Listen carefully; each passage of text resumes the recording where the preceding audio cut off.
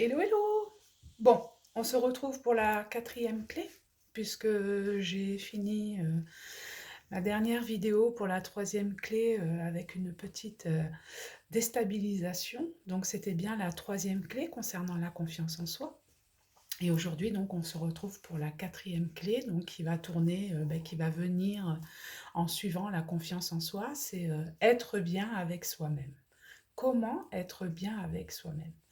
Alors, en tenant compte de tout ce qui a été dit pour la confiance en soi lors de la troisième clé, il est évident que vous vous en doutez, ça va tourner autour de qui suis-je, comment est-ce que je fonctionne avec le regard extérieur, est-ce que j'arrive à me connecter à mon être pour savoir euh, si les choses que j'entreprends sont faites en corrélation cœur, corps, esprit, hein, l'alignement, hein, on va y revenir régulièrement dans mes vidéos, hein, ce fameux alignement cœur, corps, esprit, ben, ça signifie quoi? Ça signifie tout simplement que vos actes sont en corrélation avec vos paroles.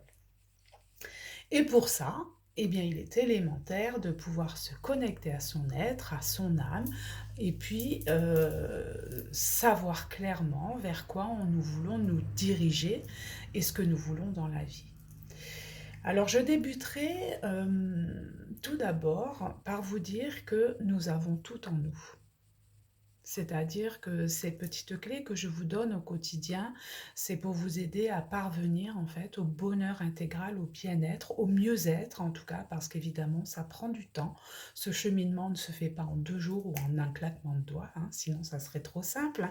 Mais ce qu'il faut en tout cas en déduire, c'est que c'est très intéressant. D'une part, vous allez apprendre beaucoup de choses sur vous, déjà sur vous-même, et puis vous allez petit à petit vous aider à vous construire en dehors du regard des autres, même si à part entière nous sommes tous unis, puisque l'humain, euh, évidemment, nous sommes tous en lien direct, hein, l'humanité, et puis souvent d'ailleurs, hein, en rapport avec cette quatrième clé, être bien avec soi, je peux vous dire que en général, nous sommes tous le miroir de l'autre. Alors, qu'est-ce que j'entends par nous sommes tous le miroir de l'autre? Eh bien, nous allons être confrontés régulièrement à des personnes qui vont avoir des traits de caractère ou des façons de faire, des attitudes qui vont vous déplaire. Le message que je peux vous délivrer, c'est simplement que ces choses-là, oula, c'est un petit peu compliqué à dire, ces choses-là qui vous dérangent chez autrui, chez l'autre, sont des choses qui sont à modifier, à corriger ou à améliorer chez vous. Et vous allez voir que au quotidien, une fois que vous aurez pu visualiser cette vidéo, vous allez vous rendre compte qu'effectivement, ce que je dis est vrai. Vous allez être confronté à une petite chose, je ne sais pas, on va prendre un exemple, par exemple, euh, l'hypocrisie, on va dire, hein, qu'on a à faire aujourd'hui dans notre société, malheureusement, qui est tout à fait contraire à l'authenticité de l'être, eh bien cette hypocrisie, elle va vous permettre en fait de comprendre qu'il y a des petites choses à corriger chez vous. Alors attention, je ne dis pas qu'il faut que vous deveniez hypocrite, pas du tout. Non, non, non. Simplement, elle va vous aider à mettre en lumière chez vous des petites choses qui vont vous permettre de la percevoir et de la recevoir différemment. C'est-à-dire de pouvoir la transformer pour en sortir du positif.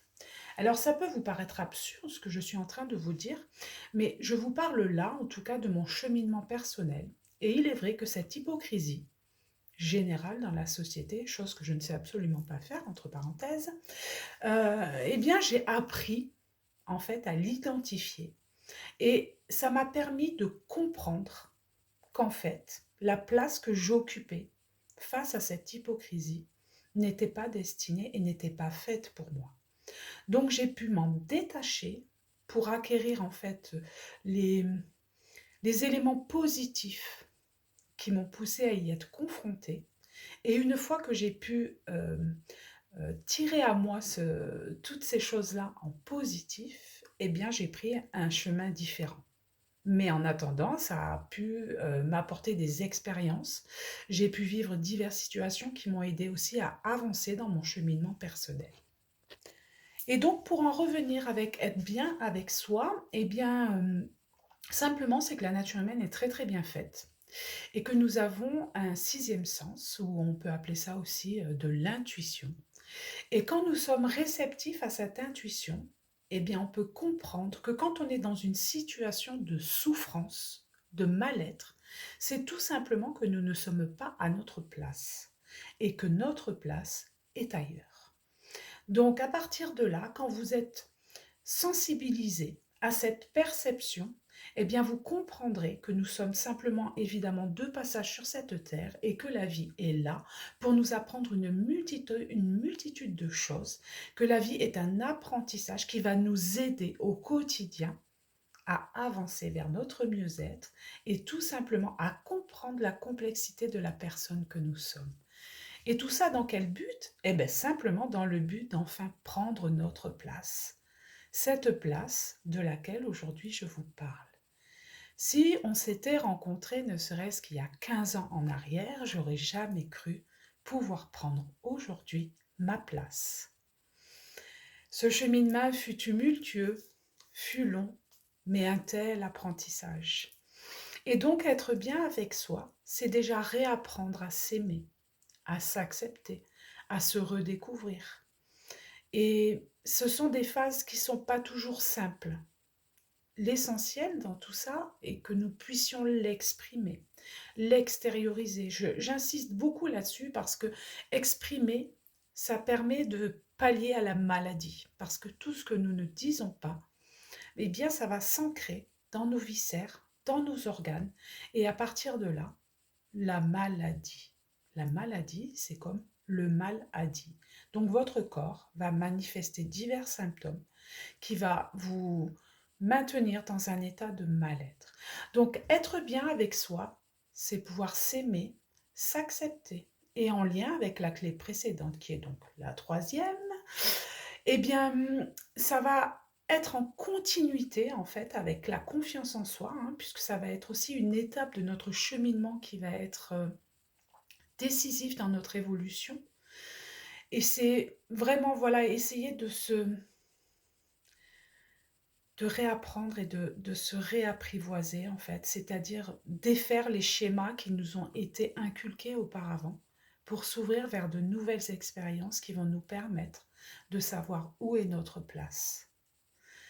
Voilà, j'espère que cette quatrième clé vous apportera encore un petit peu plus de mieux-être et on se retrouve très bientôt pour la cinquième clé.